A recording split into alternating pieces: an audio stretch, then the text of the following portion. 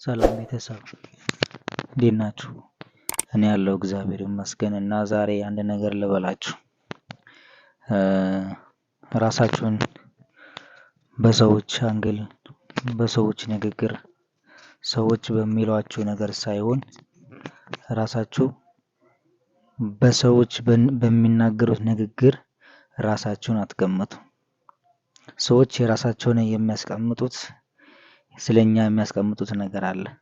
ሰዎች ባስቀመጡልን መነጽር ሳይሆን ራሳችን ባስቀመጥነው ራሳችን ባየነው ልክ እግዚአብሔር ባስቀመጠልን ልክ እንጓዝ።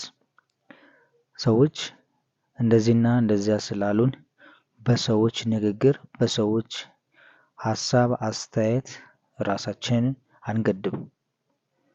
ሰው ስንፈታችንን ሲነግረን መማሪያችን እንጂ እነኛ ሰዎች ሙሉ ለሙሉ እውነትም ልክ ናቸው ማለትን አይደለም። አንዳንዴ ልክ ያልሆኑ ነገር ግን የኛን ውድቀት የሚጠብቁ የኛን መጥፋትን የሚፈልጉ ሰዎች የኛን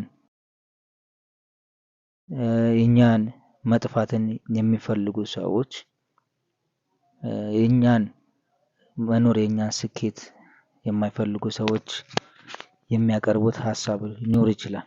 በዛን አጋጣሚ ምክር መሰል ሆኖ አፋቸው መልካም መስሎ ንግግራቸው ጣፋጭ መስሎ እኛን ሊጥሉን ከዓላማችን፣ ከህልማችን፣ ከእቅዳችን ሊጥሉን ወደኋላ ሊያስቀሩን የሚጥሩ አሉና ራሳችንን በራሳችን ልክ እንየው።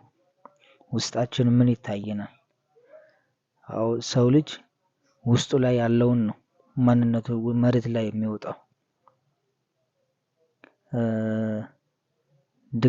ደካማ መሆናችንን ለሰዎች ማሳየት የለብንም። ጥንካሬያችንን አውጥተን ማሳየት አለብን። ስለዚህ ሰዎች ባስቀመጡልን ባሳዩን መነጽር ልክ ሳይሆን እነሱ በሚያሳዩን ልክ ሳይሆን እግዚአብሔር የሰው ልጅ ሲፈጥር የራሱ የሆነ ማንነት የራሱ የሆነ ባህሪ በልቡ ውስጥ ያስቀመጠው ነገር አለ።